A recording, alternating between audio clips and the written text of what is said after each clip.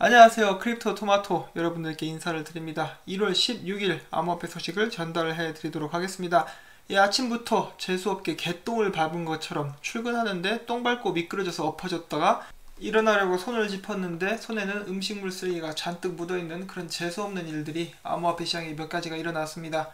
그래도 소식은 전달해 드려야겠죠. 첫 번째로 뉴질랜드에 있는 암호화폐 거래소 크립토피아가 해킹을 당했습니다. 그래서 해킹해서 이더리움 19,391개 그리고 CENNZ 토큰 4,800만 개가 도난을 당했습니다. 이렇게 해킹을 하는 놈들도 진짜 나쁜 놈들이지만 거래소를 운영하는 사람들도 좀 안일하게 대처한 그런 경향이 있지 않나 싶습니다. 얼마 전에도 대한민국 그 거래소들도 7개 빼고는 다 허술하다라고 하죠. 그런 부분에 좀 신경을 많이 써야 되는데 안타깝게도 또 이런 일이 터지고 말았습니다. 자, 그래서 크립토피아는 지금 현재 손실액을 산출하는 과정에서 서비스를 일시 중단한 그런 상태입니다. 해킹을 하는 놈들 그리고 보안을 취약한 상태에서 그냥 내비둔 거래소, 이 똥을 싼 개가 나쁜 것이냐 아니면 그 똥을 치우지 않은 주인이 나쁜 것이냐 혹은 청소부가 나쁜 것이냐 그런 문제가 되겠는데 둘 다 나빠요. 그 다음으로 넘어가겠는데 이더리움 콘스탄티노플 하드포크가 또 한 번 연기가 되었습니다. 아무튼 업그레이드 계획 중에 보안에 영향을 끼칠 수 있는 결함이 발견이 되었다라고 하는데 사실 이렇게 결함을 발견했으면 고치고 업그레이드를 하는 게 맞죠. 그냥 기다리는 입장에서 답답해서 드린 말씀이었습니다. 아무튼 이제 잠정적으로 업그레이드는 보류한 상태이고요. 이번 주 다가오는 금요일날 개발자 회의에서 나머지 일정을 결정할 예정이라고 합니다. 자, 악재 또 있습니다. 또 있는데 이더리움 클래식 얼마 전에 이중집을 공격받았었죠. 근데 최근 24시간 동안 이더리움 클래식 네트워크 내 평균 거래 수수료가 800% 상승한 6.10달러를 이렇게 기록을 했다라고 합니다. 그래서 이는 블록체인 등장 이후 가장 큰 폭의 거래 수수료 상승폭이다라고 이야기를 했습니다. 일부 개발자들은 이를 네트워크 공격자가 특정 암호화폐 거래소를 겨냥해 착취 행위를 지속하고 있다는 증거라고 주장을 했습니다. 아직도 끝나지 않은 이 51% 공격의 공포, 여기에 덩달아서 많은 암호화폐 개발자들은 2019년은 51% 어택이 공격이 성행하는 해가 될 것이다 라고 예측을 했다라고 합니다. 이 해커놈들, 이 사람 이거 면상 보십시오. 이 가면 굉장히 보기 싫게 생겼는데 이 커피를 집어다가 얼굴에 확 찌끄려버렸으면 좋겠습니다. 그 아침 드라마에서 이렇게 나오시는 아주머니들이 잘 하시던데 물 쫙 찌끄리는 거 그거 한번 했으면 좋겠네요. 아무튼 그 다음 지속되어온 악재이죠. 미국 셧다운에 관련된 것인데 미국 증권거래소 SEC가 대변인을 통해서 미국 정부의 셧다운으로 인해서 SEC의 바네크 비트코인 ETF 심사가 지연될 것이고 세계 최대 증권거래소인 NYSE 뉴욕 스탁 익스체인지죠. 여기에 모회사 인터컨티넨털 익스체인지의 암호화폐 트레이딩 플랫폼 벡트의 심사에도 영향이 있을 것이라고 전망을 했습니다. 알어 임마, 우리도 다 아는 사실이야. 이 자식들이 불난집에 휘발유를 뿌리고 있네요. 자, 그 다음에 인도 최고 법원이 오늘 15일 예정됐었던 암호화폐 금지령 공청회를 재차 연기했습니다. 현지까지 4회 이상 미뤄온 것으로 알려져 있고요. 지난해 4월 6일 인도 중앙은행은 인도 금융기관들이 암호화폐 거래를 전면 금지한다고 성명을 발표를 했고 인도에 있는 은행들은 고객들에게 비트코인 사지 말라고 약속을 받는다 그러죠. 이제 아주 그냥 세계 곳곳에서 지랄 났습니다 지금. 자, 그 다음에 영국의 더럼대 교수, 얼마나 지저분하면 대학교 이름이 더럼대인데 아무튼 이 영국 더럼대학교의 교수가 비트코인의 가치가 0에 수렴할 것이라고 내달아 봤습니다. 아주 이 자식이 기회를 잡으니까 여기저기서 이제 슬쩍슬쩍 나와서 한 번씩 찌르는데 0은 안 돼요. 빵원은 될 수가 없습니다. 그 이유는 지금 사용하는 나라들이 있기 때문이죠. 그 사람들은 지금 비트코인으로 물건 사고 팔고 있고 저 같은 경우에도 비트코인 쥐똥만큼 들고 있는데 어떻게 빵원이 되겠습니까? 이제 말도 안 되는 소리고. 자, 그 다음으로 전달해드릴 소식, 암호화폐 시장은 망가지고 있는데 주식시장은 열심히 잘 달려가고 있습니다. 좀 같이 가자 좀. 에이, 치사하게 혼자 가고 있어. 자, 그 다음에 비트맥스가 미국하고 캐나다 퀘벡주에서 사용자 계정을 폐쇄하고 있습니다. 이는 바로 당국의 규제 때문인데요.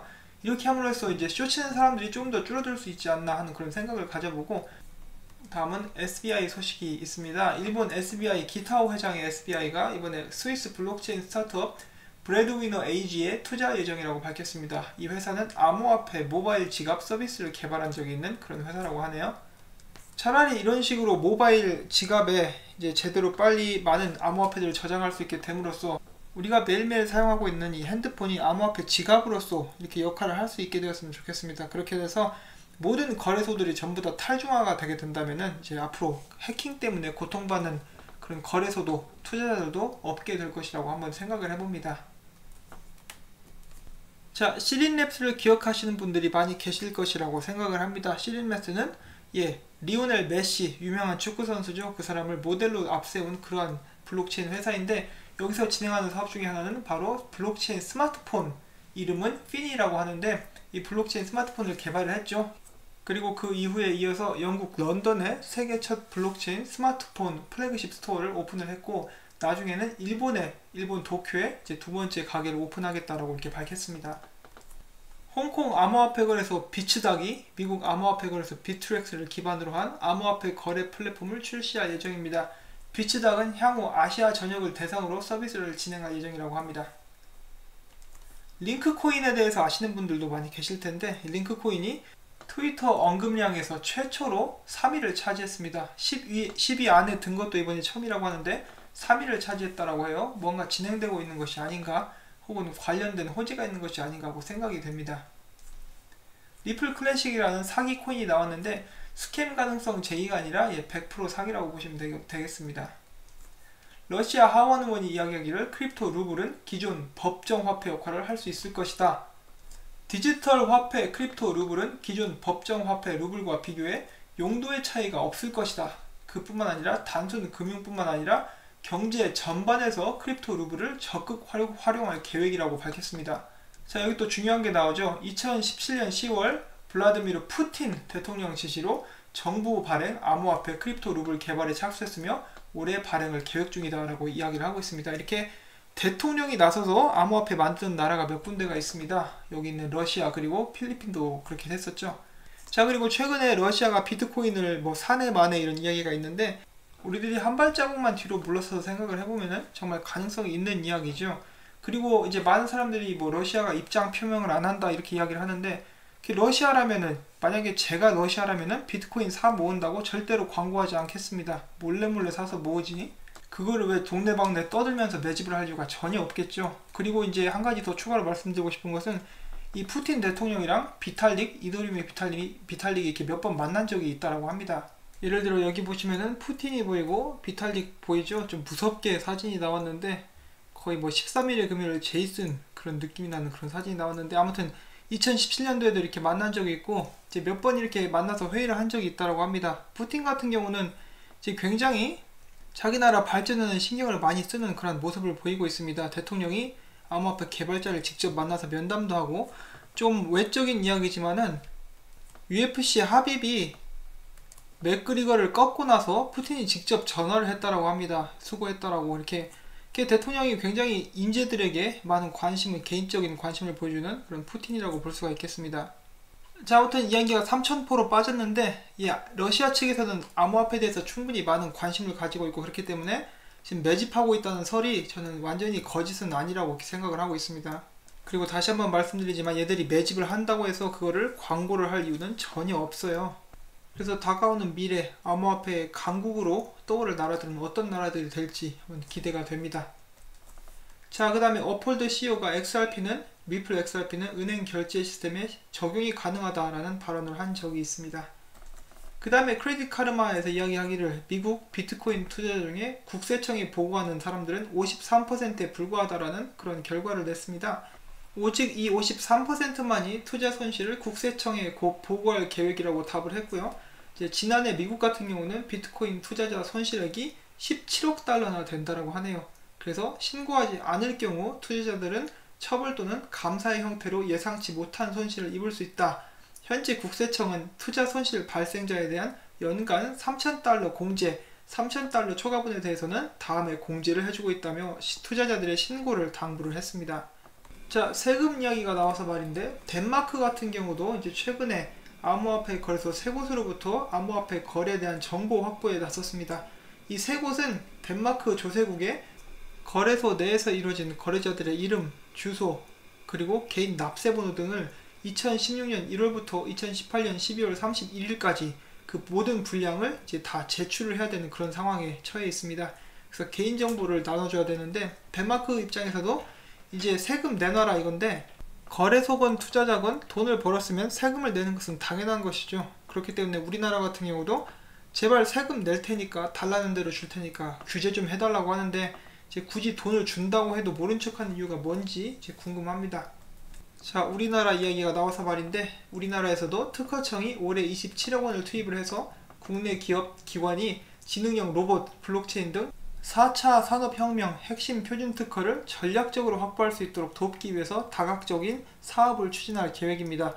자, 이를 통해서 이루고자 하는 바는 국내 기업이 고부가가치 표준 특허를 확보해서 세계시장의 우위를 선점하도록 지원하겠다는 계획인데, 약간 늦은 감이 있어요. 그래도 안 하는 것보다는 훨씬 낫기 때문에 이제 최대한 이런 움직임이 활발하게 움직여져서 대한민국이 4차 산업에서 앞서 나갈 수 있도록 해야 되겠습니다.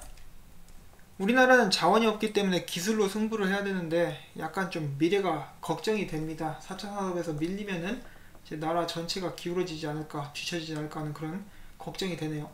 자, 아무튼 최근 하락과 이제 관련해서 다시 한번 더 빵원되는 코인이 나왔습니다. 그 코인의 이름은 락코인, 그리고 여기 엠벌코인, 그리고 나머지 코인들도 간당간당합니다. 자, 이렇게 해서 이런 잡코인들 상장 펌핑 한다고 들어갔다가 물렸다가는 빵원될 수도 있습니다. 이런 코인들은 실사용은커녕 정말 제대로 진행되는 프로젝트도 없기 때문에 가지고 이게 보유하고자 하는 사람들도 없어요. 그래서 빵원으로 치닫은 것이고, 제가 비트코인이나 다른 코인들 이제 빵원 안 될 거라고 이야기를 드린 것은, 비트코인 같은 경우는 매집하는 사람들도 있고 지금 또 실제로 사용이 되고 있기 때문이라고 이렇게 말씀을 드렸었죠.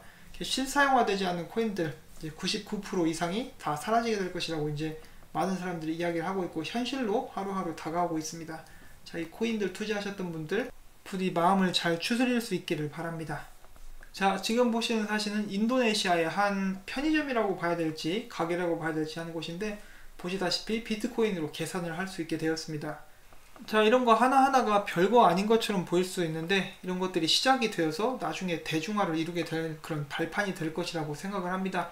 시작조차 하지 않으면 절대로 발전할 수가 없으니까 말이죠. 다른 날보다 암호화폐 소식이 적은 날이었습니다. 그런데 악재들이 많았기 때문에 소식을 전달을 해드리면서도 제가 좀 마음이 무겁습니다.